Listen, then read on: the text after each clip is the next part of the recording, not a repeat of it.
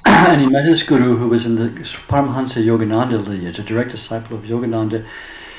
And he became a yogi and practiced meditation and took sannyas. That's the monastic order. Became a Swami Gyanananda, and he lived an exemplary life. He wandered around the Himalayas. He practiced meditation in caves. He met Ma many times and loved Ma very much. In fact, we're going to read about his first meeting with Ma. I heard about him for years. I first met him in 2001 in India. During my years living in India, I went to meet him specifically, and from that point on, he became a huge inspiration in my life. Every time I was up north in Dehradun, I would go and spend time with him. And he had a little ashram in the foothills of the Himalayas, a beautiful little garden ashram, where he gave satsang. He had many disciples. He had white hair and beard. And he was, in my mind, a Westerner who had done well. He'd become a saint. He was really a saintly person. And very lovable, and extreme renunciation, extreme devotion. I mean, just an amazing person to know. So this is a book he wrote some of his experiences, and it's one of his meetings with Ma. And he refers to himself in this text in the third person as this Swami. So that's who this Swami means, the author. So Swami Gyanananda says, "My first darshan of Ma must have been in the late 1950s in Modi Nagar near Delhi. I knew the Modi family quite well, and he had built a huge temple to Shivaji there. The occasion then was an Akhanda Kirtan of the Mahamantra, the Hare Krishna mantra. Ma would frequently, Kirtan was very much a part of Ma's Leela and manifestation, and she would inspire people to hold kirtans that went on for days. I've been to some of them with her. So there was an Akhanda Kirtan, that means a non-stop kirtan for a long time, anywhere from 24 hours to a week, which lasted continuously for 8 days to mark the opening ceremony of the mandir. Ma came out for a walk around the garden, and this Swami, meaning the author, came out and met her and prostrated before her. I told her that I was greatly blessed to have her darshan. Ma immediately, so sweetly and humbly, replied that it was because this Swami had come to give his darshan that her darshan was possible. So Ma said, "You've come to give your darshan to me." This was Ma. Mother loved playing with words, and great spiritual meaning could always be derived from it. The atmosphere permeating the large garden at Modi Nagar, where Ma and the Kirtan party were staying, was electric. Day and night, the melodious singing continued without pause. It was in the ecstatic style of Sri Krishna Chaitanya Mahaprabhu, and aroused sentiments which had power to separate the spirit from the body. When Ma chanted, "Hari Bol, Hari Bol," and the large congregation joined in her chorus, I realized that a current was rising in my spine, and I felt as if a part of me had moved into another dimension. This was Ma's power. It was during these days, when I could spend time with Ma, that she began appearing very vividly in this Swami's dreams. She revealed herself as the goddess. On one occasion, when meeting Ma, she called out to her companions, "Ah, a Sangananda has come." A little explanation is here. His name was Gyanananda. It means the bliss of knowledge. A Sangananda means the bliss of complete disassociation with all attachments. And Ma would play like this. She would give people lessons just through calling them different names and things. It's really interesting. So he said, "Ah, a Sangananda has come." The deep spiritual meaning of these things only revealed itself many years later. I sometimes use this name as it means the unobstructed bliss of being completely free from bondage. Nothing that passed Ma's lips was without a purpose or a power. Owing to this Swami's connection with Yogi Bhai, Yogi Bhai was, they call him, his name was Maharaj Durga Singh. He was literally the Maharaj of this whole area up north. He still had political power even before and after the British Raj. And he became a great devotee of Ma, and his whole court, and eventually the whole town where he lived, became totally devoted to Ma, his whole family and everything. And Ma named him Yogi Bhai because he was a great practicer of yoga, even though he was a king. Owing to this Swami's connection with Yogi Bhai, which was the name that Ma gave to him, I met Ma on many occasions. Yogi Bhai's full name was Raja Durga Singh. He was the Raja of Ceylon, and later the first president of the Anandamayi Sangha. That's the body that rules a lot of Ma's ashrams. The Raja was an ardent devotee and disciple of Ma. He once told me something Ma told him that is not written in any books, nor have I heard it elsewhere. He said that Ma once commented that anyone who had seen her, even if for 5 minutes, or even if in a dream, would receive the grace that she will be there to deliver them at their most dire time of life. It could be at the time of death or in any difficult situation, but she would be there. Encouraging words. At Yogi Bai's residence, Bhagat House in Haridwar, we would often have Ma's darshan until midnight and even later. On one of these occasions, Ma commented on certain lines on this Swami's forehead. In other words, like, you call them dharma lines, or lines like the lines in her hand tell a story. The lines all over the body will tell a story. She said those lines were the lines of Shiva. In other words, he had a natural Shiva tilak. The first time that Yogi Bai met Ma, she was staying in a small, very cold cave near Ceylon. Because, Ma traveled for 50 years constantly. She would just stay wherever you ended up. In my years of traveling with Ma, it was difficult sometimes because Ma had no consciousness of her body. And of course, we did. Many times people asked Ma, "Who are you?" And she would simply reply, "I am whatever you think I am." But on the occasion of this meeting between Yogi Bai and Ma, Ma responded, "I am Darshaniya." This word means that which is to be seen. Also in the Upanishad, there is explained the process of obtaining knowledge. The truth should be heard from the wise, then contemplated deeply, then meditated upon, then realized. This entire process is called Darshaniya, how to obtain darshan of God. This is truly what Ma is, the one to be known. Isn't that beautiful? That's Swami Gyanananda's first meeting with Ma. I have so many wonderful memories of being with him, but one of the most inspiring to me was one of the attributes, I think, of having Ma's darshan, and I've talked to many devotees. I always like to ask about their first darshan of Ma, and it happened to me in my first darshan, was one felt this incredible familiarity with Ma. Like she knows me. I've known her forever. She's known me forever. It's a soul recognition that she was the Divine Mother. But the soul, just, even though the mind wouldn't understand it, you would just feel, oh, I'm with someone I've known forever. So one time, Swami Gyanananda told me that he was sitting with Ma one night by himself. He'd had a private to talk to her about some things. And he was just looking at her, and he felt so known by her. He asked her, he said, "Ma, how is it you know me so well? You know me better than I know myself." And I still remember the words he said. He said, Ma said in Hindi, she said, "Koi dusra nahi hai. Koi dusra nahi hai." That means there's not another. In other words, Ma saw him as a part of herself. And just as everyone and everything comes to Shiva, because Shiva sees everyone is a part of himself, resting in the self. So Ma was in a state of absolute non-duality. And she always saw all of us, our consciousness, as part of herself.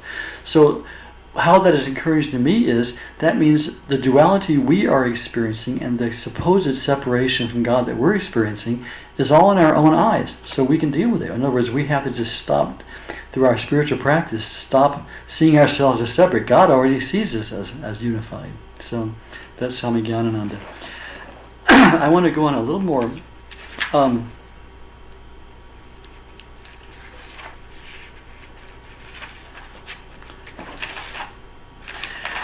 One more wonderful story. Just see how Ma dealt with people, how Ma moved through the world and helped everyone. This is a story by a man named Sher Singh. And I'll tell you a little background of how I got this story. This is after Ma, when I was in my years living in India, after Ma left her body. I was one time in Ma's Dehradun ashram. There's two ashrams in Dehradun. One is a very beautiful garden ashram called Kalyanvan. And I was there with three of Ma's remaining three beautiful saintly swamis, who two have now passed away. Swami Bhaskarnandaji, whose photo was back here, Swami Nirvananandaji, who recently passed away, and Swami Kedarnath, who was the head of our ashram in Indore and Omkareshwar. So we were all there having satsang with them. It was a small group. There was like 25 people, and here were these 3 wonderful living Swami saints of Ma. We were having great satsang, and one night this whole family came who lived nearby in a little village called Dunga. They were a very, very wealthy family who had been Ma's devotees since the 1930s. In this little village of Dunga, Ma had started one of her first ashrams when she was in the area, and that was where the first school was. I think it was a boys' school at that time.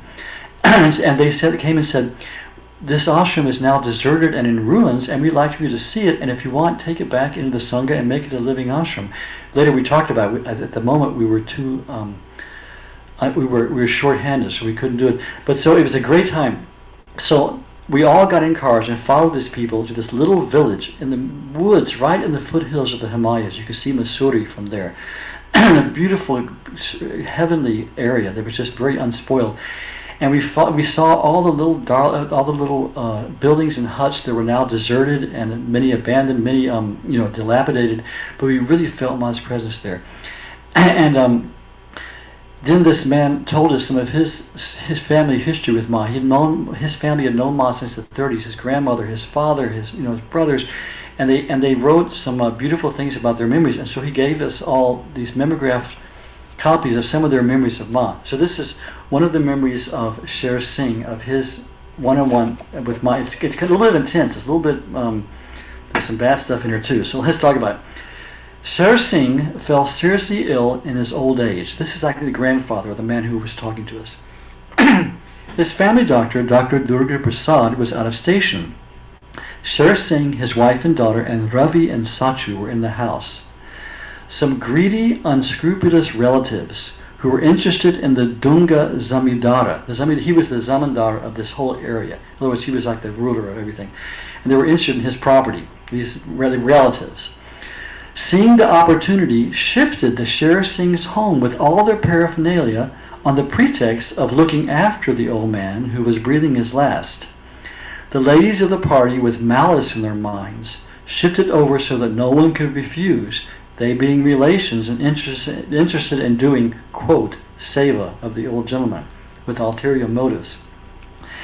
They started doing tantric practice. That's like, tantra is a misunderstood word, but there's a dark side of tantra, which is black magic. It's invoking powers to harm people. So they started doing tantric practices in the house to bring Sher Singh to an end. They were trying to kill him by black magic, which we came to know later.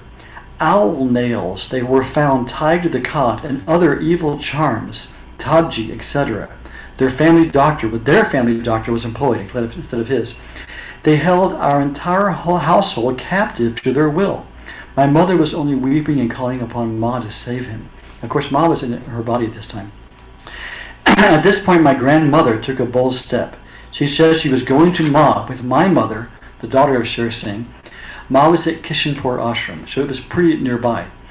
The relatives would not help in any way, so Nanaji set out on foot for Dehradun. She met Ram Singh Bhai at a shop on the way, and he, being a great devotee of Ma, immediately put grandmother in his car and took her to Ma. Ma was made aware of the whole situation. Ma immediately accompanied them to Sher Singh's house. Now the problem came that Ma's custom was never to enter a householder's home. Ma would always bless on the outside. She would only stay in ashrams or temples or outside or in a sadhu's hut or something. She never went into family homes. No explanation for that.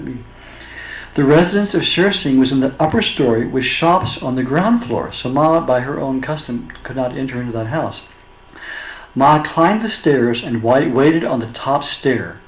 Sher Singh's room was across the veranda and large room. He was on his last breath at this time.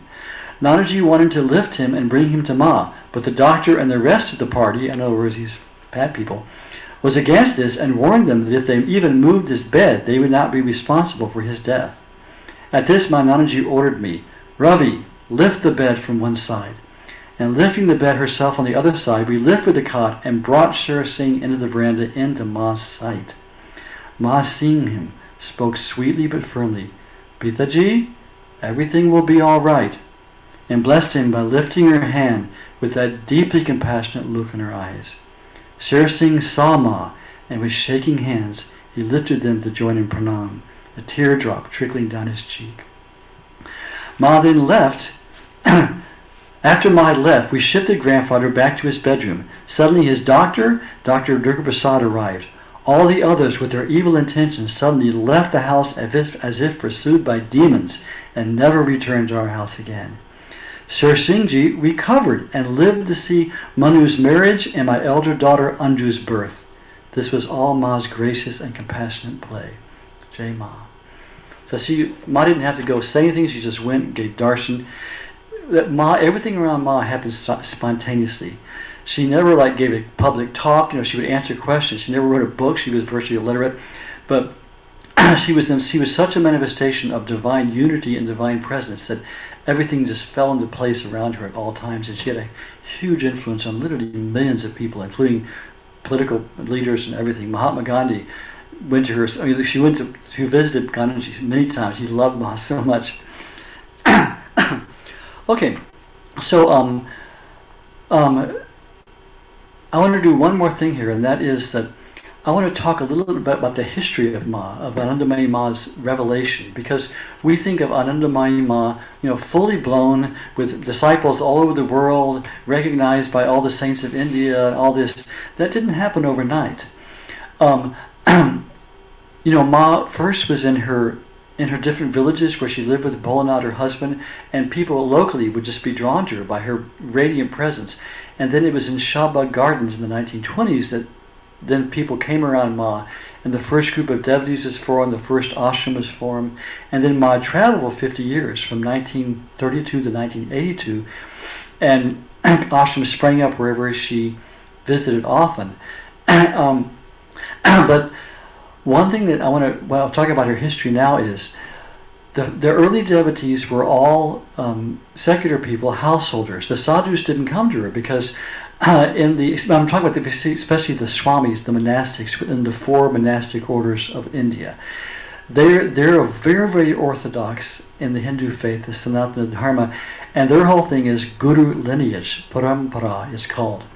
And so everyone, when a person takes up spiritual life in India, they have a guru, and their guru has his guru, and there's this lineage of gurus, of teachings and teachers.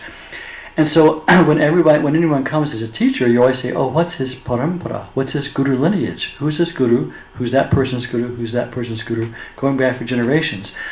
Ma didn't have this. Ma, as you know, spontaneously was illumined.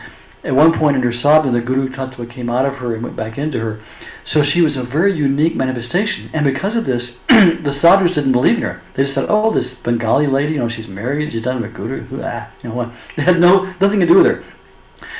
So first in the late 20s, Ma went to Varanasi. Again, Ma was not trying to do anything. She was just living in the bliss of God. And all these things happened spontaneously. She went to Varanasi, and then a great Brahmin Pandit, Gopinath Kaviraj, who was the most respected Pandit in India and a saint in his own right, met Ma and was blown away by her. He said, everything I've studied in the scriptures I see manifest before me. So he became an ardent, lifelong devotee of Ma, and from there many of the Brahmin Pandits came to Ma and saw for themselves and loved Ma and became devotees. But the sadhus were still staying away. Now, so historically, I want to talk about this one point. Here's how this came about. Because in the days I was traveling with Ma, there were always sadhus all around her. Swamis would come. She was so revered. She is to this day so revered. The way this happened was, it was in the 1930s. There was a great saint named Balananda Brahmachari. He wasn't a Swami, but he was a guru of many, many disciples, very well respected in the sadhu community. And he would often hold big gatherings in his ashram where many sadhus would come, many sannyasis, sadhus would come. Very well respected. So he heard of Ma, he invited Ma to his ashram. And Ma was there, just her simple self, speaking with them, singing Kirtan, and he was enchanted. And he said to people, look, when she sings Kirtan, literally her feet are not touching the ground. He said, this is Goddess Bhagavati. This is the Divine Mother manifestation. He was a realized saint. He had the eyes, or I guess the eye, you could say, to see who Ma was. And he was, from that point, a lifelong devotee of Ma and loved her much. And he wanted to share her presence with the sadhus. He said the sadhu community should know that this being has manifested here. So what he did is he called a large gathering, and he invited Ma to it. Unknown to Ma, he didn't tell Ma this, he didn't tell the sadhus this. He wanted to introduce him to Ma. So he just called a normal meeting, and representatives from all four of the akaras, the different monastic groups were there. Big shots were there, big shot swamis were there. Big meeting. And Ma was like the special guest. She was sitting over there. So the usual things were going on at the meetings. Then he said, I want to introduce you to this wonderful being who I have come to admire greatly, Sri Anandamayi Ma. And they all kind of talked to themselves, oh, we know, heard this, like this Bengali lady, she's married, she doesn't have a guru. There was this consternation. So then finally, though, there was silence. And, like I say, Ma was spontaneous. She did nothing of her own will. It was a divine will. How did Ma break the ice? Suddenly there was this laughter.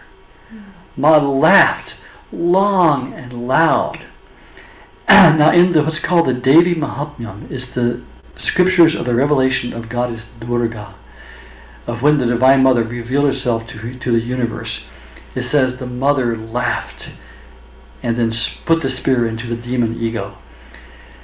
All the sadhus who were there in Balanama Brahmachari, they said their hair stood on end. When Ma laughed, they said it went into their souls, and there was this absolute silence, and someone said, the Devi is here. It was just that laughter. And that broke the ice, and then they kind of paid attention. They started looking, who is this person? They started looking with their eyes and with their spiritual eyes. They started asking her questions. And they spent, maybe it was even a week, it was several days in this time with Ma, asking her questions, talking to her. That assembly left that assembly in love with Ma and recognizing who she was, what she was, as much as any human can.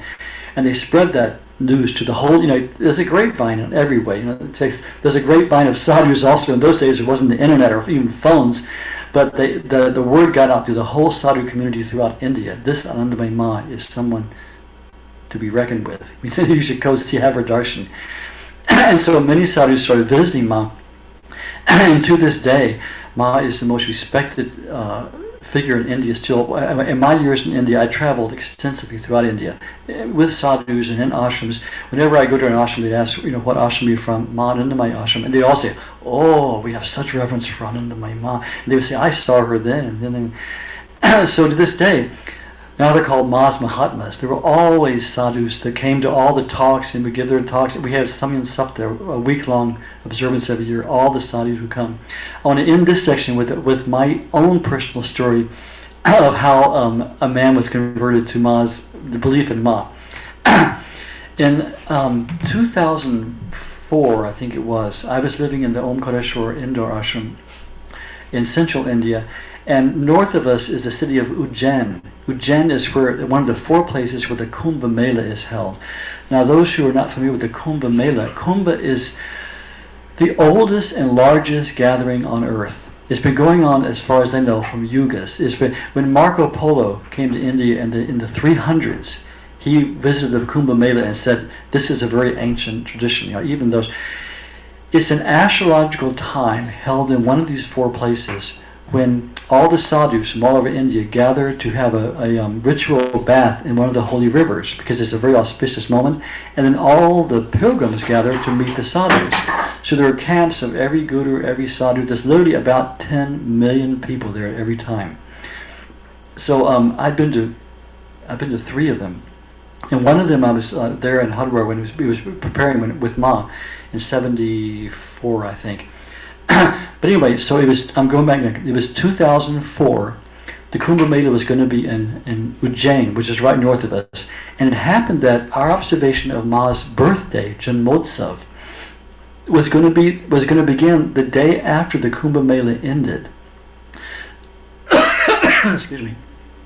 So our Baba, Swami Kedarnath, who's a great saint of Ma, we call him Baba, took a contingency of several of us from the ashram, about 6 or 8 of us, and we went to the Kumbh Mela, had our bath, visited all the people, but for several days we went from camp to camp to these great gurus and swamis who had their camps and their disciples there, giving talks and things, all who knew Ma. And we asked them to come after the Kumbh was over to our ashram to celebrate Ma's birthday with us and talk about their memories of Ma. It was a great idea. So that year at the big ashram in Indore, Indore is a city, a large city in Madhya Pradesh, and Omkareshwar is a small pilgrimage site, and we had an ashram in both one. So we celebrate Ma's birthday in Indore because it's a large place. It usually go on for about 3 days. And we had a large hall there. So this year the hall was filled with devotees, hundreds of devotees, and the stage was filled with dozens and dozens of these orange-robed swamis who had all come to speak about Ma. And it was an absolute feast of joy, really a festival of joy. For 3 days, people told the stories of remembrance of Ma, and it was such a joy. And I want to share one story that I heard firsthand on this very same subject. There's a wonderful sadhu who lives in Vrindavan, whose name I'm sorry I can't remember. He's not that old. I say he was in his early 50s. And he was there speaking, and he said, I want to tell a story and experience I had myself with my Guruji. His Guru was one of the most respected sadhus of Vrindavan. Very, very respected sadhu, very spiritually illumined sadhu. He said it was about, I guess it was probably the 70s sometime, maybe the 60s. And they heard that Anandamayi Ma was coming to her ashram in Vrindavan, and there was going to be a big Bhagavat Sapta. Bhagavat Sapta is where for a week someone gives commentary on the Srimad Bhagavatam, one of the main scriptures of devotion in India. And the speaker that year was going to be Swami Anandamayi, who was India famous for being a speaker on the Srimad Bhagavatam. So this man's guru said, let's go. I don't know about this Anandamayi Ma. She's just some Bengali widow, I don't have any faith in her, but let's go hear Swami Anandamayi. So they were nearby in different ashrams. They came over to Ma's ashram and sat there for several days, listened to Swami Anandamayi. And Ma was sitting off to the side on the stage. So this man who was speaking, his name is Rajendra Maharaj, that's his name. He was telling us, he said, he was just a young man at the time, young brahmachari. He was sitting next to his guru, and he said his guru would occasionally kind of look over at Ma and kind of go, And then later his guru told him that what happened. And he said he would look at Ma, and he couldn't help but see that she was radiant, that something was going on there. He'd look over at Ma and say, okay, but then he would pay attention and think. He kept looking over. And so it happened that at that time, in the recitation of Srimad Bhagavatam, the man was describing the youth, the childhood of Sri Krishna, Gopala Krishna. He was talking about how, Yashoda would play with him and all this divine Leela of Sri Krishna. And this sadhu, this man's guru who was sitting there, looked over at Ma and he noticed that she was sitting there, but she was playing with her hands. She was motioning with her hands, just very quietly, like this and like this. So he kept watching her. He started watching her with his spiritual eye and watching her. And suddenly, to his amazement, he saw that Gopala Krishna, baby Krishna, was right in front of Ma.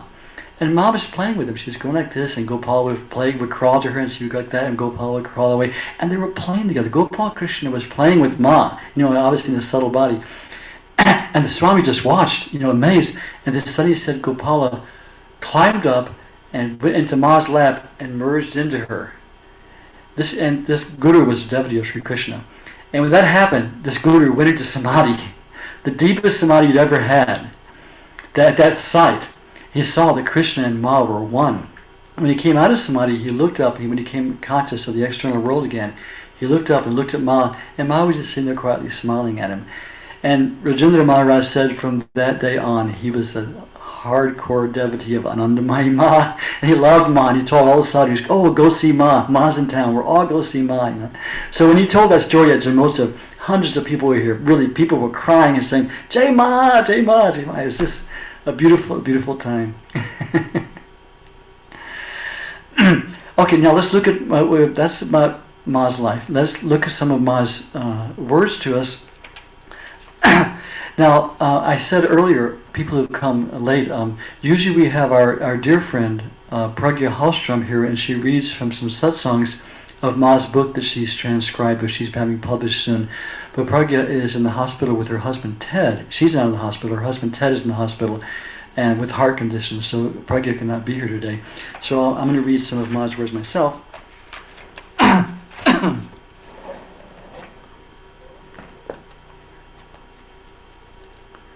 can find my paper clips here.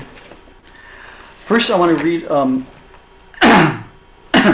from a book, Matri Darshan, by Sri Jyotish Chandra Roy, who we call Bhayaji. In our tradition of Anandamayi Ma, Bhayaji, which means revered brother, Jyotish Chandra Roy, who we call Bhayaji, was considered the perfect devotee of Ma. He was one of the earliest devotees of Ma in the early 1930s, when Ma first revealed herself in Bengal, East Bengal. And he wrote the first definitive biography of Anandamayi Ma. And he traveled with her extensively. His life is worth studying. He later, on the banks of Manasarova, when Ma and Bholanand and he went to Kailash, he spontaneously took sannyas and then died shortly after in Ma's presence, with Ma's hand on his head, saying Ma, Ma, Ma, Ma, Ma. So he was considered by us as the perfect devotee. We look to him for our example.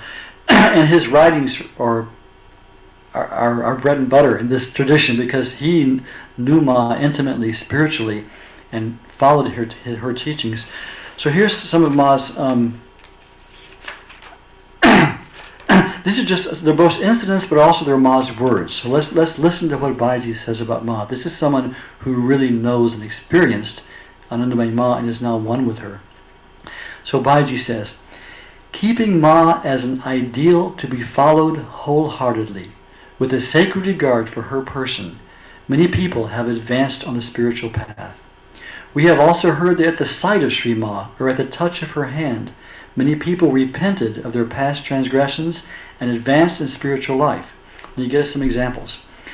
In a large city in Uttar Pradesh, a very respectable lady, the wife of a high government official, came to see Mataji.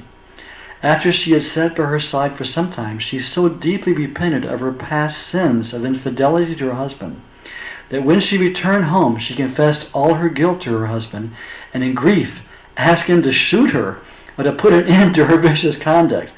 Ma came to know of this, and calling both husband and wife to her, found means to restore their normal domestic relations. It is also well known that persons who were ordinarily slighted by all as sinful or contemptible could find easy access to Sri Ma and were induced to recover from their evil ways. Mataji always says, quote, I especially want those very persons who have no prop to support them on their path to a good life, unquote. So it's very much like you think of Jesus Christ in the Gospels. He said, I've not come to save the righteous, but to save sinners. You know, he associated with publicans and harlots and things, because he saved them and uplifted them. When Ma was asked by Sri Balananda Brahmachari, who we were just talking about, Ma, open your treasure chest for us. Ma's reply was, it is ever open for all. In other words, Ma's grace is always flowing to everyone at all times. We have to just learn how to open ourselves to it. Ma says, quote, with earnestness, love, and goodwill, carry out life's everyday duties and try to elevate yourself step by step. In all human activities, let there be a living contact with the divine, and you will not have to leave off anything. Your work will then be done well, and you will be on the right track to find the master. Just as a mother nourishes her child with all possible care and affection, and makes him grow into a healthy boy or girl and a handsome youth, so you will find the subtle touches of the Divine Mother shaping your inner life and making you reach your full height and stature. Whatever work you have to do it with singleness of purpose, with all the simplicity, contentment, and joy you are capable of. See, Ma's teachings were so practical. It was day-to-day life. She always said, remember God and work for the good of all. She continues with her advice, which let's listen and take to heart. Just as there is a definite timetable for work at school, office, or the shop, so should we set apart for divine contemplation a few minutes out of the 24 hours of every day, preferably in the morning and evening. One must make a fixed resolve that this little time should be dedicated to God throughout life. During this period, no worldly activities should be allowed to encroach upon the contemplation of God. A fixed time for prayer or meditation must be allotted to all the members of the family, including the servants and children. If this practice is continued for long, divine contemplation will become a part of your nature. Once the habit is established, the future course of your life will be made quite easy. You will feel the flow of the mysterious divine grace, feeding all your thoughts and giving you new strength. You get a pension after years of hard work in the world, so that you no longer need to earn your livelihood. In the spiritual realm, the reward for good, sincere, and selfless work is even far greater and can be obtained more easily. Your earthly pension expires with your life, but the divine pension continues long, long after death of the body. Those who amass money store it up in a hidden chamber of their house and add to the store what they can save from time to time. So also reserve a little corner of your mind, heart, and life for God, and always steal an opportunity to add to your stock in the shape of the invocation of His name or some pious work or divine thought. Isn't that beautiful? And I want to go on just a little more. Someone asked Ma a question. Ma, why is there rebirth? To be saved from this coming and going, this endless cycle, what is the remedy? You see, it said, we come because of the karma of our past. We reap our destiny, we make more karma, and we have to come and reap that. And it's an endless cycle unless we're taken off of it in some way. So Ma replies, this is all God's Leela, that's the divine play, and God's ordinance. If you leave this world with longing and desires, then you receive a return ticket. And Ma would always say this in English. She'd be speaking in Hindi or Bengali, but she would say return ticket in English. And you have to return to enjoy or suffer those desires. And if you walk the path to God, then the divine says, you will find me. God says you will find me. Through God's imagination, sankalpa, the world was created, and so all the actions and events in this world are first just thoughts, which later become vasanas, desires. Vasana means vishya. I like to play with words, Sanskrit words. Vishya means where God does not reside. So in desires, God does not reside. When the soul becomes enchanted with sensual pleasures, it acts as a slow poison, producing a slow, sometimes imperceptible death. If desires remain, birth and death remain. If by great good fortune and grace, the thought comes to one's mind, who am I? Where have I come from? Who has created me? Where is God? Where and how is He? Then there is hope for recovery and release. Then the path to realization begins to open. The realization of the self means the realization of God. For that, you first need the guidance of a qualified guru. We have Ma. The guru will tell you of God's reality. He will bestow power. What he gives is His great grace, God's grace, the grace of the Divine Mother. But this does not happen without one's own grace. This is self-grace, which one must bestow upon oneself. Self-grace means fully accepting the Guru's words and taking the method given, moving forward on the appointed path. By a disciplined life, the path to God realization opens. Through the mantra that the Guru gives, you are reborn, made anew. The new life that follows has to be built by a combination of your own effort and the Guru's grace. But by having discipline, one gets into the fast lane, going towards the divine. The discipline that you are doing, the japa, that's mantra repetition, the meditation, the spiritual company, satsang, such as we are doing, all that is happening to you. This is not futile. You will benefit by the amount that you exert. Let me read that again. You will benefit by the amount that you exert. As a stone is worn away by drop after drop of water falling on it, so all the knots of the heart will be untied and you will receive deliverance. Be assured of this. And she ends by saying, Namo Narayana. Blessed be God. So, we've thought of Ma's life, we thought of Ma's words. I would love to hear now from people sharing. What we'll do is, I think, is we have a thing. Rainu, can you describe how you get the hands up thing? Yeah, so usually if you're on your computer there on the bottom, you'll see the reactions button or the reactions tab, and you can just click that, raise hand. And if you're on a phone, if you look on the bottom of your screen, the second from the right is reactions. And one of them is raising a hand. It says raise. See, it says raise hand. So if someone would like to speak and share something, put raise hand, and then Rainey will call you. We're just trying to keep confusion out of this. And you unmute yourself and then mute back. But let me say this. Remember this. What about 30 people here? So let's try to be to the point, and let's try to keep on the subject. We're here to talk about Anandamayi Ma, how she can help us in our life, how she is a reservoir, of power, instruction, and blessing. So let's try to keep it to our thoughts about Anandamayi Ma. Maybe they're reading the thing. I'd love to hear how anyone came to Ma, but let's keep it really centered on Ma and her teachings and what they mean to us. And we can open our hearts. We're with family. This is our Anandamayi Ma community. So if you would like to speak, just push that little raise hand thing, and then Rainey will call on you. Okay? So please, just speak up. Looks like our first hand went up. It's Leela. Leela. So Leela, just push unmute on your little page. There we go. Yes, I just want to say have never heard about, put it that way, the self-grace. And I was wondering if there would be a way we could get like a transcript of that particular section that Mangalore that you read. That's all. Yeah, it's in Baiji's book. Mother is excuse me. The name of the book in English is Mother as Revealed to Me by Jyotish Chandra Roy.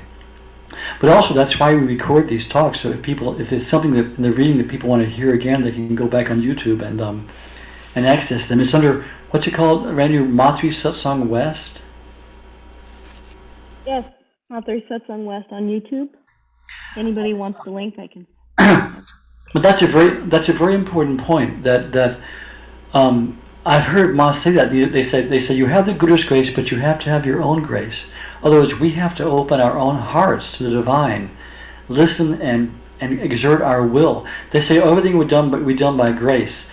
It is. At the same time, we as human beings have a part to play in this process of salvation. We have to exert ourselves to the utmost of our capacity to realize God, and then the grace comes. It doesn't come if we're just sitting on our hands, so to speak. So self-grace, is opening ourselves up and practicing and praying and looking for begging for Ma's grace, praying for Ma's grace. That's self-grace. Yeah. Thank you. Yeah, Leela, that's a good point. Anything else, Leela? Does that answer your question?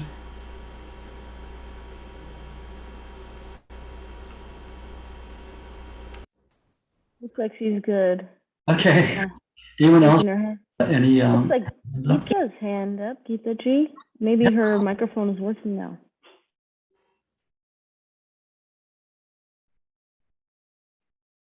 Geeta, are you there?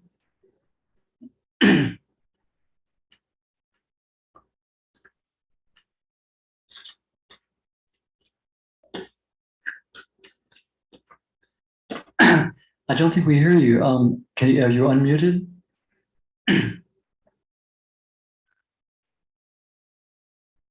She's unmuted.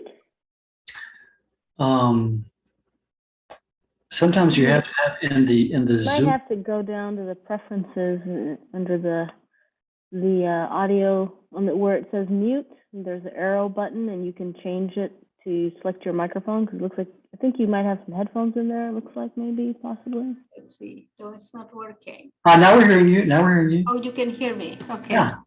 Ma uses the word, you must use your own grace. That came to me because Raman Maharshi always said, grace is always there, effort is necessary. Because there were so many people, which is a human tendency. We want the shortcut. And people will go to a guru and say, oh, but I need your anugraha. I need you to sort of push me faster. And Bhagavan will always stop it by saying, effort is necessary. And Ma does exactly say the same thing, that Ma is always there. It's you who put impediment in your success by not paying more attention to your spiritual needs. You must put the efforts in. that I always find between Ramana Maharshi and Ma, there's a conversion. They both use the same words in different languages. It's always the message is the same. And that was a wonderful reading. So much. Thank you. Yes, thank you, Gita. Yeah, Ma illustrated it in a beautiful way too. She said, grace is always flowing like a waterfall. But if you put a vessel upside down, like a big bowl, you put it upside down under a waterfall, it's not going to get wet inside. She says sadhana is learning to turn your vessel right side up so you can catch that waterfall of grace. It's a beautiful way. Yeah, it's true. Talking about human nature, always wanting the easy way. I went to so many ashrams. I lived in ashrams my whole life. And I've seen myself, people constantly come to a teacher and they'll say, oh, Guruji, I can do nothing. You must do everything for me, So I one time did a study. I took the greatest saints of India. I took Anandamayi Ma, Bhagavan Ramana Maharshi, Swami Shivananda, and Papa Ramdas, Swami Ramdas of Kerala. These 4 great saints, because I'd read the response. I actually made a little paper of it. I wrote down their response to this question, the exact same question. Oh, I can do nothing, Guruji, you must do everything for me. They all 4 gave answers. They all said basically the same thing in different ways. It doesn't work that way. Bhagavan said that. Bhagavan said, it doesn't work that way. There's a certain effort you have to exert. The guru, the inner guru draws you, the outer guru pushes you, but you have to walk, you have to do your sadhana. Ma said it very interesting. She said, why is it that you were all, see, Ma said things, intense things, but she always said them with such motherly love and joy and funny. She would always make a joke out of it. It kind of tempered it a little bit. She said, why is it that all of you are perfectly able to make money, to raise your families, to do your jobs, to enjoy yourself to the fullest extent, but suddenly when it comes to spirituality, you become paralyzed. I can't do anything. I can't move, Everybody laughed. And she said, with the same sense of ego that you do these things, you have to do your spiritual life. You have to put as Ma was saying in the reading, have a set time, have a set practice, do it every day. It's cumulative. So you said the guru won't do it or afraid. The Buddha himself, Gautama Buddha, said that too. He said the teacher is here to show you, the Buddha is here to show you the way. The disciple walks the way. So yeah, Gita, that's a good point. Yeah. We're always looking for excuses. We as humans, all included. Yeah, someone else have a hand up? Thank you, Gita ji. Thank you, Gita. Next we have Laura. If you're ready. I just needed to unmute. You're Miss Zoom. You're ready, huh? I'm here, yeah. So I wanted to tell you that had two really strong encounters, if you like, with Ma's real energy, in Hardy War. When we visited, we were in a pilgrimage. We visited his tomb. She's still there. Her body is still there, and that was like it was quite impacting for me. I mean, nothing was said, nothing. I just bought some books from the place, because every ashram that I want to go and get some books or something, to kind of bring me more into the spirit of what's in there. And these books are the ones that her actual answers, it's exactly like you're saying it, just like, how do you know that I know you know my thoughts? Because we're one. And we are always saying it, yeah, sure, we are one with it. I'm not my intellect, I'm not my emotions, but it doesn't until somebody comes in and impacts like this. And so then, of course, because we're one, of course, if I'm one with you, if I'm here being one with you, you know me, you know what I'm doing too. And then Varanasi, of course, is another place where I felt very close to Ma, in her ashram. That ashram is still alive and kicking. They have the one in Hardy War was not, well, they're still open, but the one in Varanasi, I thought was more alive more. And then of course you come down, you feel the presence of Ma going down the Ganges, and then because she was just right there in by the Ganga. And so yeah, by all means, buy the books and everything, but I think there is no comparison with being on the places where her energy is still very much alive, and her energy is still very much here and there, and impacting us, as you have mentioned. So that's what I wanted to say. Yes, thank you very much. That's a beautiful observation. Yeah, it's I can add to that my own experience too. What she's talking about here is a Ma's Samadhi. That means where her body is interred is in Kankal. It's right south of Haridwar, in the south of the Himalayas. And her body is in a seated position in this marble, I guess you call it sarcophagus, this big temple built over it. And you really feel Ma's presence there. It's like she was saying beautifully. Yeah, it's these places where Ma was physically, Ma is everywhere, but where Ma was for over many years, she left this incredible, as you were experiencing so beautifully, this presence that you really feel. The reason you felt in the Varanasi ashram, because that during Ma's lifetime, that was the main ashram. That's where Ma spent probably I wouldn't say most of the time, she came and went everywhere, but a lot of beautiful leelas had gone on there. And it was over a period of, 40 years, Ma was in and out of that ashram. So what's also wonderful is over the years, I've tried to visit as many ashrams of Ma in India that I can. There's 24 of them, I think. Most of them, many of them are deserted now. Ma is gone, but some are very active. The Bhimpura ashram in Gujarat, the Almora ashram up in the Himalayas, Calcutta's ashram is very big.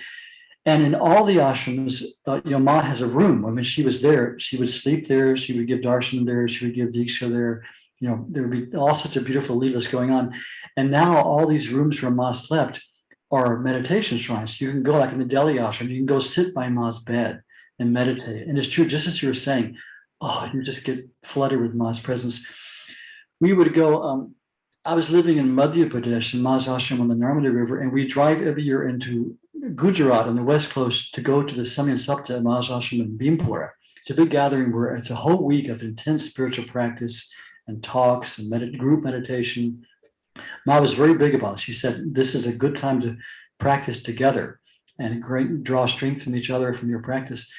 And every morning I would get up early and go into Ma's room and sit. There was an outer room and an inner room. The outer room, Ma would sit and give darshan. And the inner room, what we thought she was sleeping, although she told us when she lay down there, all was happening as people from the next world who don't have physical bodies would come to her and talk to her at that time. So you could sit right there next to Ma's bed. And she'd been coming there since the 1930s. Over a period of 25 years, Ma came and went so much.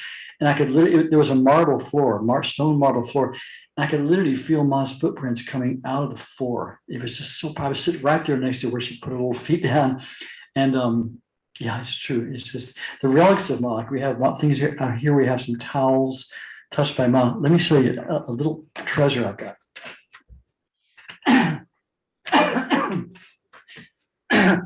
I had a very dear friend, an American lady named Hari Priya, American, and she came to mind in 1960, I think maybe 62 at the latest, and she was so in love with Ma, and she would come and spend 8 months to a year at a time traveling with Ma, sitting in Ma's room all day, and she was a Vaishnava, that is the worshiper of Lord Krishna. And to all Vaishnavas, the town of Vrindavan, where Krishna lived, is holy. They say the very dust of Vrindavan is holy. And Ma has a beautiful ashram there. In fact, that's where I first met Ma, and where I later had diksha from Ma in that ashram.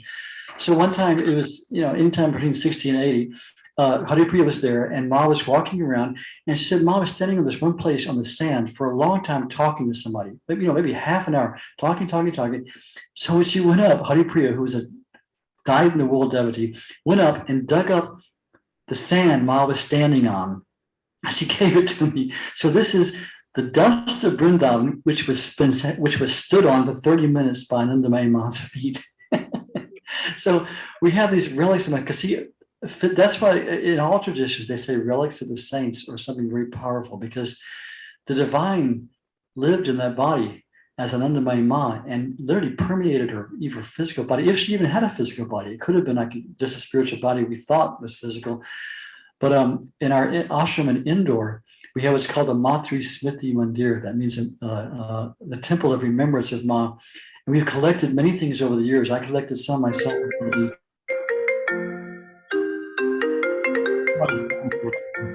Something. I'm sure it was really good. Hey, there you go. Okay. So we have this one room, a beautiful room, and we have full sets of Ma's clothes. Like I even here, I have a towel Ma wore on her head. I have a copy of the Gita she handed to someone. So we have all these things. We have many pairs of Ma's shoes. We have a neem stick that Ma chewed and cleaned her teeth with. We have some of her hair. It's just beautiful things. And when you walk into that room, really, you feel like you're just like in this other world. It's amazing. Ma had the capacity. Baiji even talked about it in one of the readings today. At the satsangs in the evening, wherever we travel with Ma in the evening, we'd always sit with her, sing Kirtan, and just look at her. And you did feel like you were transported to another world. It was just unbelievable. So thank you for sharing that. I just wanted to kind of add my 2 cents in there too. That's a beautiful memory of being in holy places empowered by Ma's presence. Yes, Rainy?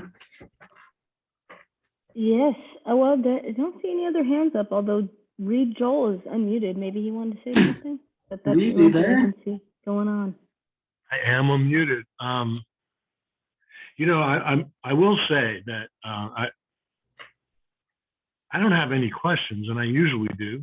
So it's a different state of mind for me. It's been an excellent. I've really appreciated the readings. The whole thing today has been great. It's been wonderful. Thank you so much. I can't ask a question. Sorry. Okay, Reed, well, it's good to see you.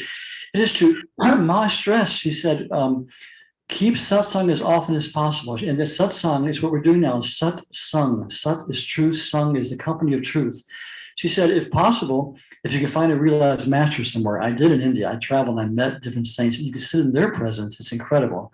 But she said, just do as we're doing. Devotees meet together, read scriptures together, sing some kirtan together. She stressed this. And our Swami Bhaskaranandaji, whose picture is here, he was the one who sent me back to Omkareshwar to help open the school there.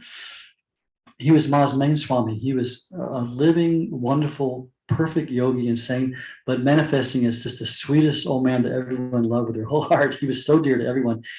And wherever he went to the world, he had satsang. He encouraged people, continue doing this. That's why we have our Matri Satsang group here. We have it in Boston.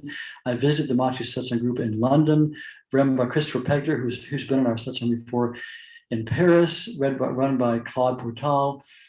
We have different satsang groups around the world where people do as we do here. And now with Zoom, we can do it all together in one place. It's really sweet.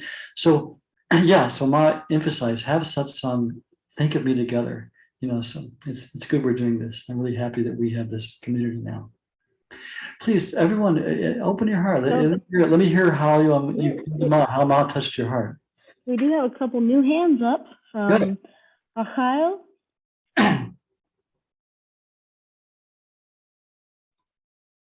Okay, can you hear me? All Yes. right. Yes.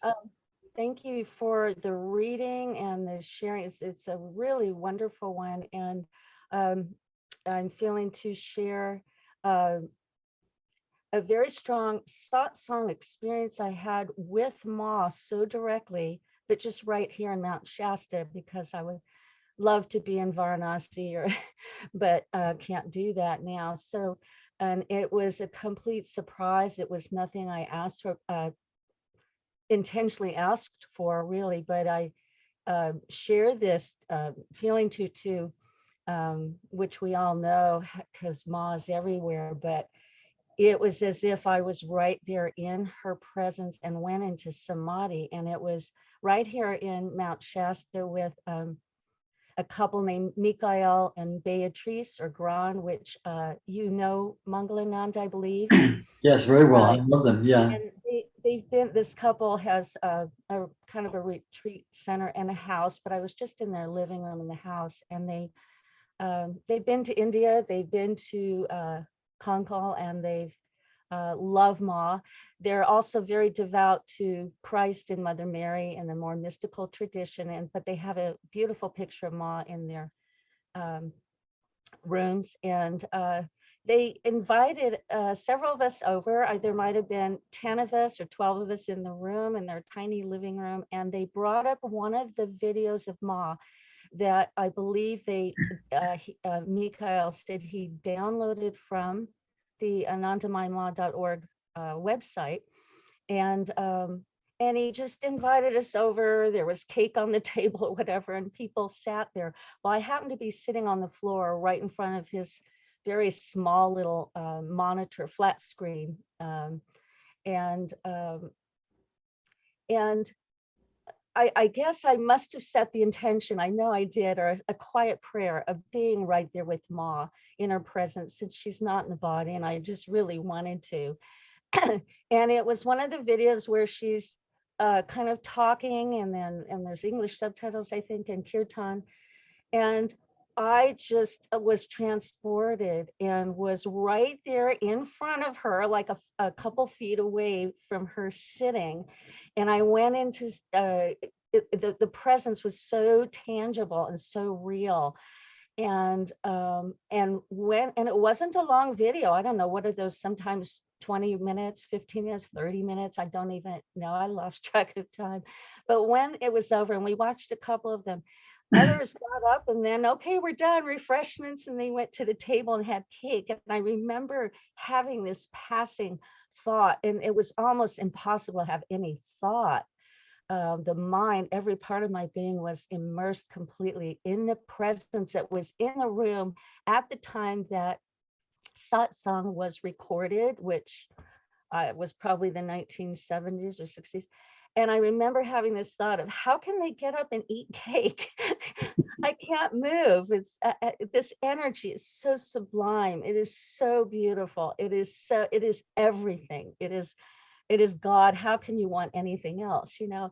And I remember they were all getting up and talking, but I was transfixed and could not move the body or anything, and I didn't want to. And Mikhail sat there actually with me for quite a while longer too, because he obviously felt a lot of it. But yeah, and sometimes I don't always have that. I'll sit with Ma's picture and say your mantra, and I go into deep peace or feel that bliss and that grace, but I don't necessarily have that same exact experience, but it does come. It just happens by grace. So I completely forgot about that until these sharings and this what you've shared now among Gyanananda and others. So I was feeling to share that, to inspire all of us, myself again included, to know that that can happen wherever you are by that effort, that intention. And of course, being in their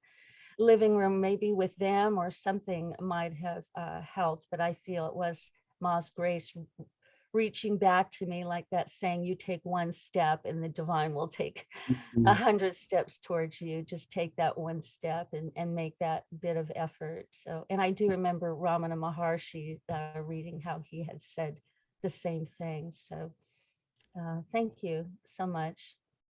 Thank you very much for sharing that thing. And also that completes the picture too, because just a moment ago, we were talking about how, you know, these places where Ma was physically are very powerful, which they are. I mean, it's really powerful. But the other side of the picture is Ma is seated in everybody's heart as that inner divine consciousness, the self of the self. She's pure divine consciousness. So like you say, it can happen anywhere, anytime. And that was totally being touched by Ma's grace, totally being touched by Ma's grace. And that can come at any time. So that's really true. Yes, I know Michael and Gren very well. In fact, a few years ago, I'd been up in Oregon visiting my friend Shraddha. Shraddha is a very elderly lady who was very close to Ma. Again, an American. She wrote the book In Her Perfect Love, a book about Ma, which is worth reading if you can get it. In Her Perfect Love. It's on the Anandamayi.org website. And Shraddha had many things associated with Ma. She was one who gave me Ma's Paduka. And I had some treasures she'd given me. I'd gotten her into an assisted living home because now she's in her 90s. So she'd give me a bunch of stuff, treasures of Ma that Ma had touched and stuff. So when I was driving back through, I spent the night at Mikhail and Gren's house in Mount Shasta. And I gave them a copy of Ma's footprints that have been touched by Ma. So they had that on their altar there. And they always invite us, but at some point, when things open up a little more, we'll have a satsang up there because they're wonderful people. They've been here on the Zoom satsang too occasionally. Yeah, really sweet people. Thank you for sharing that. It's really true. It encourages us all that if we long for Ma's grace, it will come to us anywhere, anytime. We can be in the middle of a desert. We can be in the middle of Manhattan on a busy street and suddenly feel Ma's presence. So that's very good point. Thanks for sharing that. Anyone else have their hand up? Yeah. Thank you for that. Charlotte is next. Hello. I think that Ma was in my life when I was little, and I didn't realize it. Like, I would have dreams about her, and then I didn't really sometimes adults tell kids, oh, it's just a dream, and like, I didn't know that she was a saint, and I didn't know that I would still be knowing about her later on, like right now in my life. But I just remember, like, it felt like I had, like you said, like I had met somebody that I knew like before, and I didn't have to explain myself, or it just felt like she was very close to me. And I had a few dreams like that, and then I stopped dreaming about her, and I actually, my life kind of went topsy-turvy, and my parents got divorced and all this, and my brother struggled with some of his own issues, and because I used to meditate when I was little, and then we stopped. Like my mom told us that we're done with that practice and we're not going to go back to it. But looking back on it, I think my mom was reading autobiography of a yogi around the time that I was dreaming about Ma. And it's really funny, like looking back at it, how my mom has really helped my spirituality in that way. Because sometimes she'll have an experience, and then I'll have an experience. And I think Ma has really helped me with get closer to my own mom.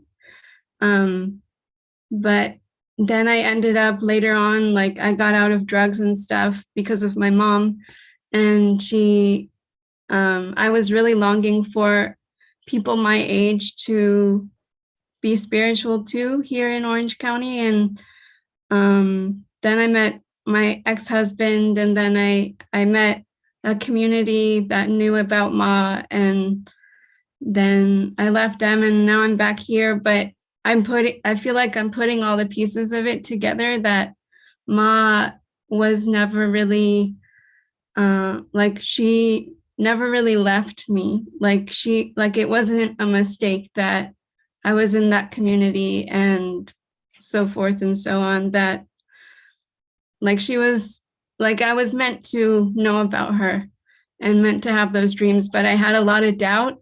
And when I was in that community, something that you said, Mangalananda, I listened to another satsang from you before, and you said that sometimes you felt you were miles away from Ma.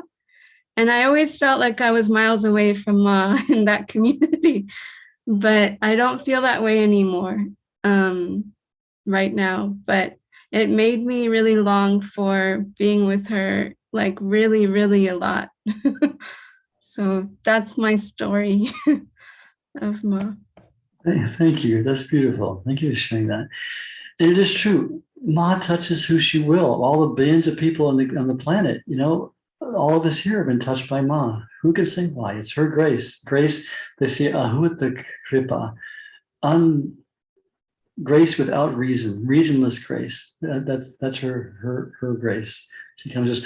But also, it's true. When I was teaching in the school in our own Kareshwar ashram, one of my classes, it was my favorite class, obviously, I taught the kids about Ma's life. and they would love it. You know, this was like, I would guess like what we would say second grade to about fifth grade. I was teaching, and the way I made it relevant to them, and I believe this too, they had all come to Ma so young. Here they were in Anandamayi Vidyashala, school. At such a young age, being these poor villagers, obviously they have some connection with Ma. So I would say to him, all of you are so young. You could have been there with Ma in your last life, and now your Ma's brought you back to learn more. And so I tell in an instant, we take Ma's life and dissect it just in little portions. Everything that happened to Ma had a meaning, had a purpose, had a message. And so we'd study each event in Ma's life, and they'd always say, yeah, and we were there too. We were there too. So it's one possible explanation. Who could ever say? You're also very young. You could easily have been with Ma in your past life, and suddenly she's brought you back, and she's still guiding you. But whether you were or not, it's irrelevant. Ma is here for all of us, and she's very much there for you, and she's guiding you. And if we look back at the end of our life, if I just look back over the past 2 decades, I can see so many moment-to-moment moments when Ma was guiding me in, not just huge, monumental things, but in little tiny things. Like she just, she took metaphorically speaking, she took the pebble out of my path as I walked. Just we'll find that there's so many things that Ma has helped us in, great and small, if we turn our heart to her and open our heart to her. So thank you for sharing that. We had one lady who came a few months ago. She's not here today, unfortunately. Who said that she had an imaginary playmate when she was growing up, and she saw her very clearly, and I think she even called her Ma. And it was years later when she was an adult, she saw a picture of Ma, and she said, "Oh my God, that's my imaginary playmate." And now she's a devotee of Ma. So Ma pokes her face out at different times and just comes to us in so many different ways. And dreams are a wonderful way. I love the all too infrequent times I dream about Ma. It's always wonderful. She can come in dreams many times. In fact, many times in Ma's Lila, she came and gave Diksha in dreams. And even during Ma's life, like my friend Shraddha told you about, first Ma came to her in a dream. She had no idea who she was. And she just searched and searched and finally found her photo, and Ma was still in the body. She went to India to meet her. So Ma can come in any way. You never know. Thank you for that sharing. That was beautiful. She gives like really good hugs too in your dreams. Sometimes, well, I was blessed to have that experience. I wish it could happen more often, but she was asking me how things were going, and because I was having a really stressful time, and I couldn't even answer her because it was like so blissful, and I was like, I just want to have a hug. That's really nice. Yeah, you can be intimate with Ma in the sense that you can really Ma is your mother, and you in a sense, metaphorically speaking, again, climb into her lap, and say, "Ma, be my mother." It's a wonderful form she came in this time as mother. They say in Sanskrit, "Matri rupena sanstita namastisye namo namaha." Oh, you who come, Devi, Ya Devi sarva bhuteshu matri rupena sanstita. Namastasye, namastasye, namastasye, namo namaha. This is him as the mother says, "Oh, you who come in everyone's life as a form of mother, we bow to you again and again and again." Anyone else have their hands up? We have a little bit more time, then we're going to just do another kirtan and do a little meditation together. But let's do at least, what do we got here? Let's do one more question if someone had a hand up or sharing. There's no hands up, but I did have a question. Okay. You said something about Darshaniya. What is that? Did you mention that from the reading? Darshaniya? Yeah. Did I hear that right? It was a Balaram Brahmachari. I forget who said. One of Ma's names is Darshaniya. Darshan is the sight, the blessing by sight, whether it's a saint or an image or Ma. And Ma was the supreme darshan. Like I've said many times before, when Ma walked into a room, I tried to always just keep my eyes on her at all times, because I find that when my eyes rested on Ma, I woke up. That was darshan. We're by the very sight we get a blessing. So darshaniya means the one who is to be, who's come to give darshan, the one who reveals themselves, the one who is to be seen. Excuse me. I think it was Swami Gyanananda's reading, wasn't it? We're reading with Swami Gyanananda. He said Ma is the one to be known. So Ma travel. Remember last month's Kirtan Satsang, we talked about the little bird. The Ma was walking around looking for something, and this little bird fell at her feet and was dying, and Ma picked it up and looked at it in the eyes, and it died looking at Ma. And later they asked her about it, and Ma said it was longing for darshan. So, and the devotees realized this is why Ma traveled for 50 years from place to place, just because people longed for her darshan, that they needed her darshan. They loved her and wanted the Divine Mother's darshan, so she came and gave it. So she was darshaniya, the one to be seen, the one giving grace by sight. Yeah. Wow, that's so cool. Great name for a girl, Darshaniya. Darshaniya. Yeah, I love that. That's awesome. I want to like adopt that as my name now. And then also you were saying something about seva, and then my other teacher this week mentioned something about Nishkamkarma, and they seem to be related to me, but I don't exactly know how. Or it's like, yeah. Do you know anything about that? Yeah, seva, the word seva, excuse me. Seva means self-service. Very important in spiritual life and very difficult to really do correctly. It means, and Nishkamkarma means service without desire, without selfish motive. And what it is, it's training the mind to see all life as unity, to see all life as a manifestation of God. And the response is to serve God in all people.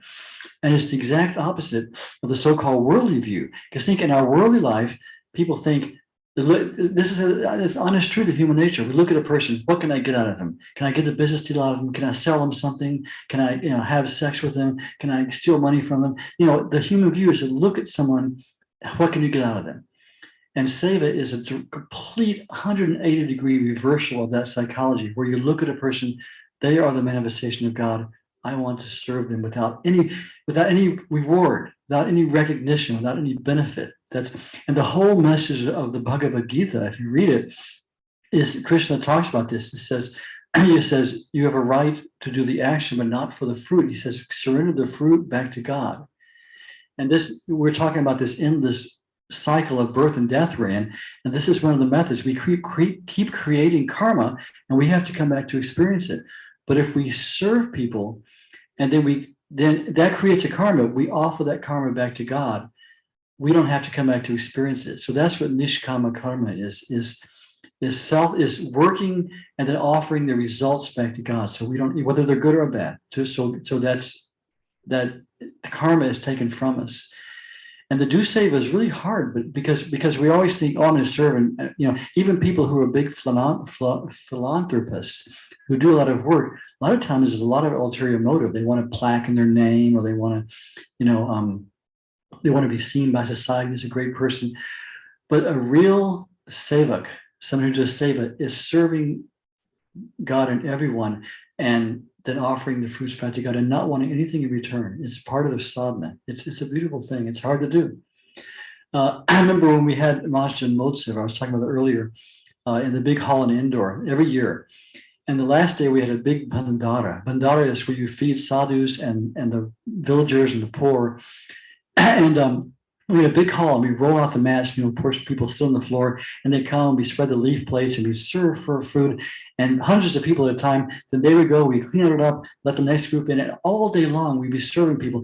And we did it, all of us in the ashram, we did it with the idea that Ma is seated here at each place, and each spoonful of sabji we would serve on people's plate was serving Ma. And we really tried to, and like physically, it was miserable. Our backs are aching, we're exhausted, but it was a joy. We were so joyful because we were serving Ma with each spoonful of food. We were serving people, and then afterwards we say, okay, Ma, you've done this. You take the karma back, Ma swaha, and so you have no karma back, and that's a very freeing act. To do this nishkama karma, because then you're not creating further karma ahead of you. You're giving that back to God to be used for your freedom. Does that make sense? Yes, it does. Thank you.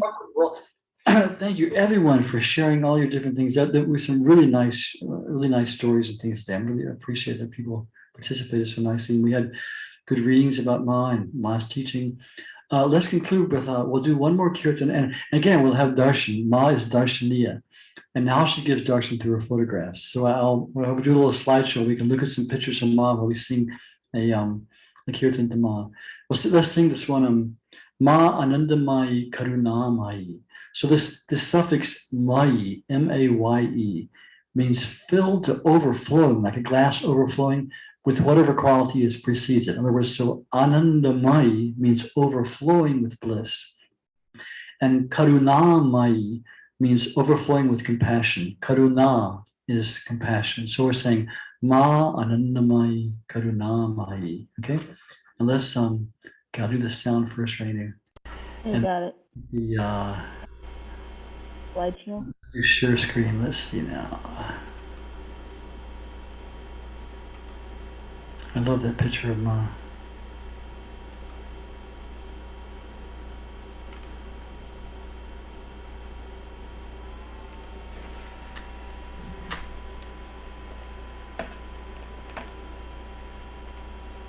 Is that gonna work?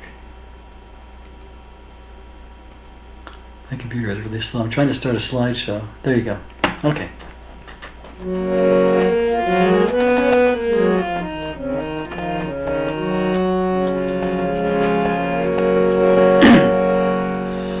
Manandamayi Karunamayi Manandamayi Karunamayi Manandamayi Karunamayi Manandamayi Karunamayi Manandamayi Karunamayi Manandamayi Karunamayi Manandamayi Karunamayi Manandamayi Karunamayi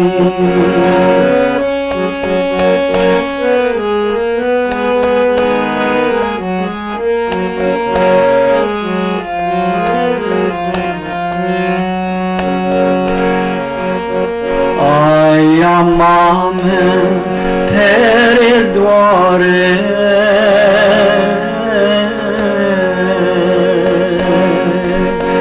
आया माँ मैं तेरे द्वारे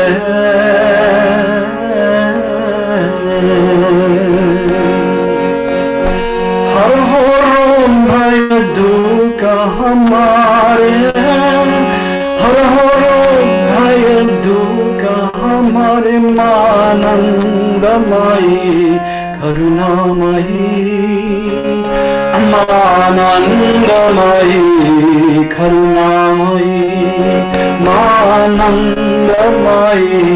करुणामयी मानंदमयी करुणामयी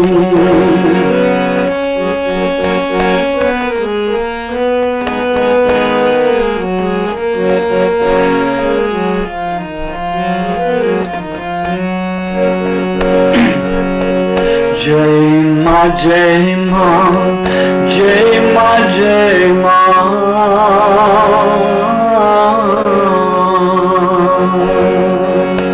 Jai Ma, Jai Ma, Jai Ma, Jai Ma.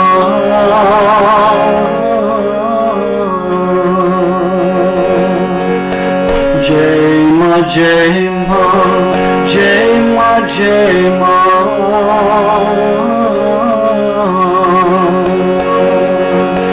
Jai Ma, Jai Ma, Jai Ma, Jai Ma.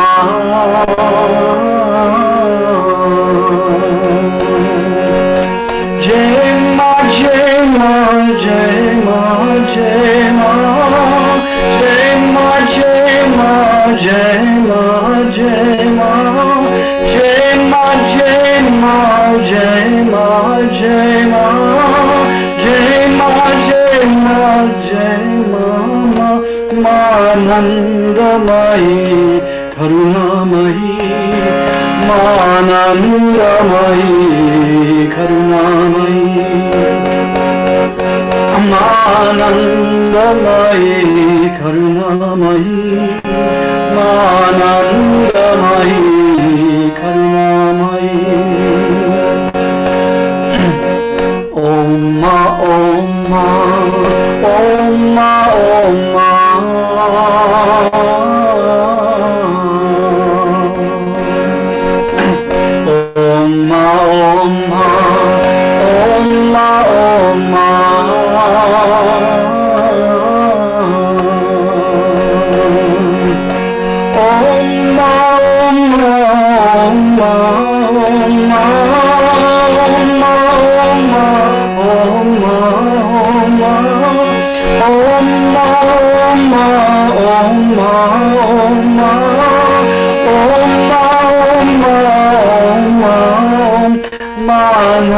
Anandamayi, Karunamayi, Manandamayi, Karunamayi, Manandamayi, Karunamayi, Manandamayi, Karunamayi, Manandamayi, Karunamayi, Manandamayi, Karunamayi,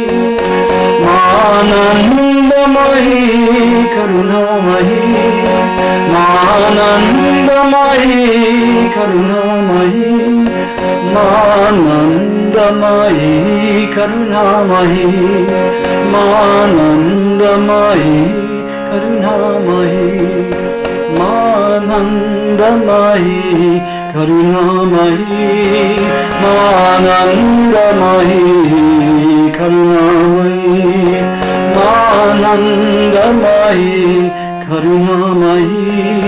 Manandamayi, Karunamayi, Manandamayi, Karunamayi, Manandamayi, Karunamayi, Manandamayi, Karunamayi.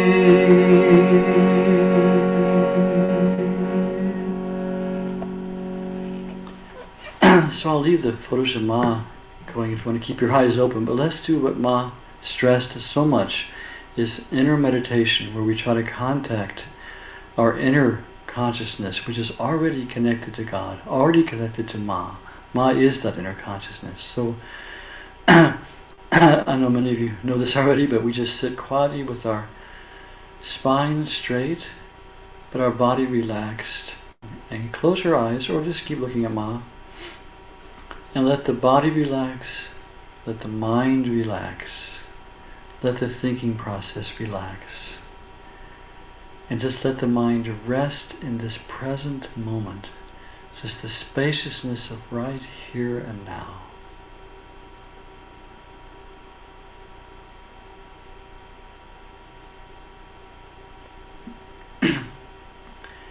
And now in this timeless moment, just become aware of the breath moving in front of us, touching the nostrils slightly, moving in the air, in the chest, and the nose.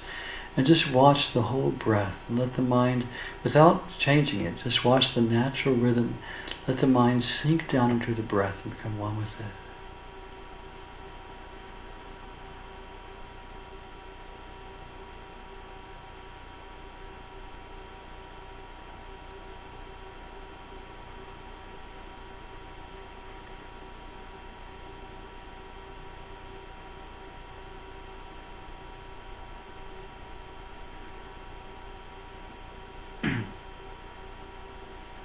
Now with this natural rhythm of the breath, we add whatever mantra we work with regularly. If we don't have a mantra, we want to think of Ma, we can say Om Ma. So as we breathe in, we mentally intone Om Ma. As we exhale, Om Ma, Om Ma, Om Ma. And let the mind just rest in this. And if the mind runs off, we gently bring it back, the breath, the mantra. Let the mantra vibrate in the breath. Breathe the mantra in and out in a relaxed, quiet, peaceful way.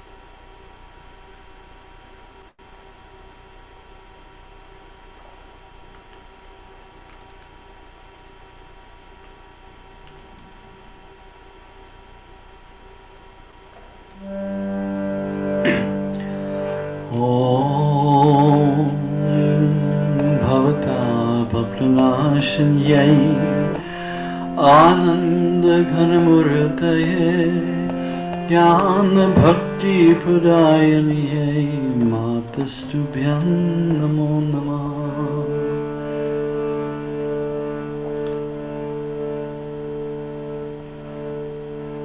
Asato ma sadgamaya tamaso ma jyotirgamaya mrityorma mritam gamaya aviravirmedhi om shanti shanti shanti hari om tassat. Shri Shri Anandamayi Mata ki jai.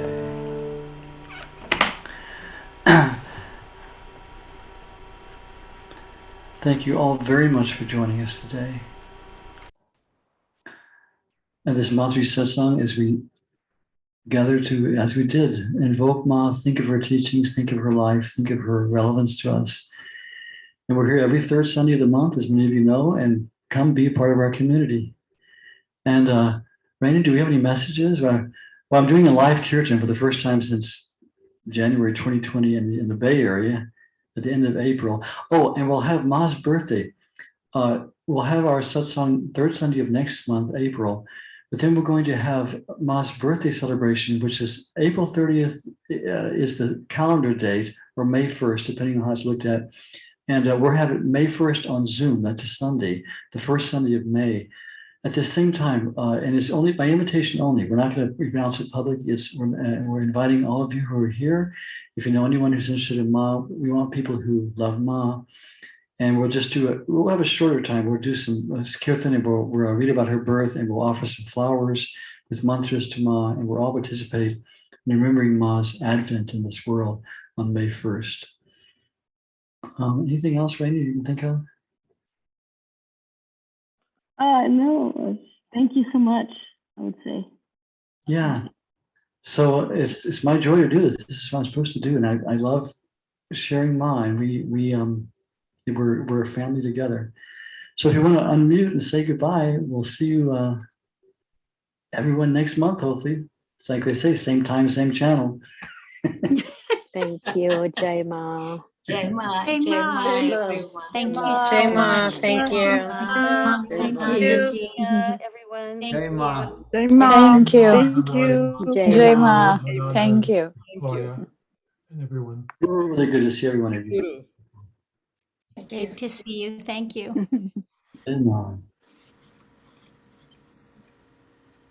Maybe if there's any text, be sure and send me. Okay, I don't think there's any much chat today. Yeah. Good to see you, Parna. Good to see you. I'm so excited about the Kirtan. It's so great to do live Kirtan again. It's really, really fun. Yes, today's talk and the singing was uplifting. Thank you so much. Good. Well, Kulshan, how you doing? Nice to see you, Renu. Doing okay. Health-wise, okay. We'll be going to Hawaii in June again. Good. Will you go to Ma's ashram there? I don't know if I'll do that, but it'll only be for a couple of weeks this time. And then we go to Ireland for a big family 100-year gathering. Wow. Yeah, so we're traveling a lot. I'm going to be participating in a conference of it's called the Contemplative Alliance. It's all these different meditation teachers from all different traditions in Sedona at the end of May. That's going to be nice. We're going to visit an ashram there of some Shivananda Swami too. Cool. Well, good to see everybody. See everybody.